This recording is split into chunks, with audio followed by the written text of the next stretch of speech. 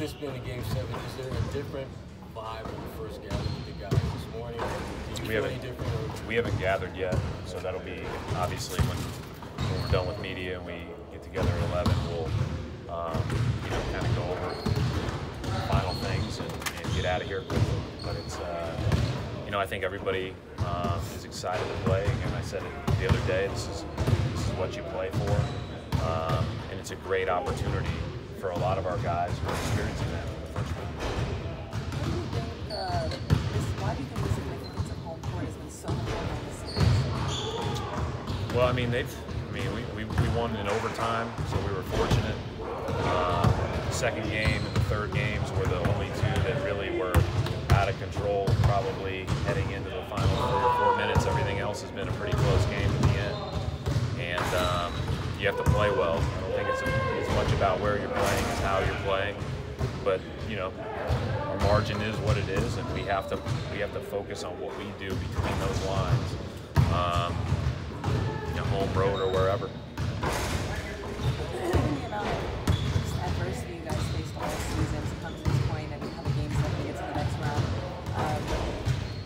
How do you feel your team has handled that all season? How does that work? Yeah, first of all, the way we talk about it in this locker room and around is this isn't real adversity, right?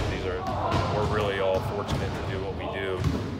The injuries stink, but at the end of the day, those guys are going to come back fully healthy, and their careers won't be impacted by those at all.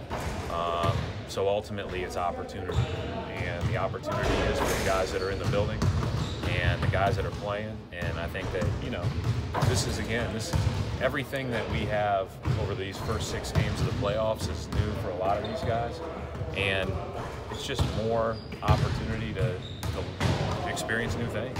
And so game 7 in TD Garden on a Saturday night after things didn't go your way in game 6, let's play. Speaking of that, Brad, the Garden was crazy the other night for the Bruins, game 7. What's it going to be like for you? All 6 games in this series have been crazy. To Milwaukee's credit, their crowd was tremendous, but there's no place like TD Garden. Do you prefer that they come into this loose and pressure-free, or focused and locked in? I think you can do both. You better be focused, you better be locked in, you better be know exactly what you need to do, and I think that breeds playing with confidence. I know you told the story before, but what was the game you and Tracy came to? Was it a playoff game while you were at Butler? Yeah. Oh, man. I think it was game 1 or 2 of the Eastern Conference Finals in 2008 when they won it. What was that like, and what kind of impression did that leave on you? Yeah, it was great. Obviously, I was at a lot of the Pacer playoff games throughout the 90s when they were playing the Knicks and those teams, and so I had experienced that environment quite a bit. But clearly, it was a lasting memory to be at that game 1 or 2, whatever it was in 2008. You remember vividly, like, the crowd, the energy. Teams were really good. The Celtics were playing the Pistons. So it was a good memory.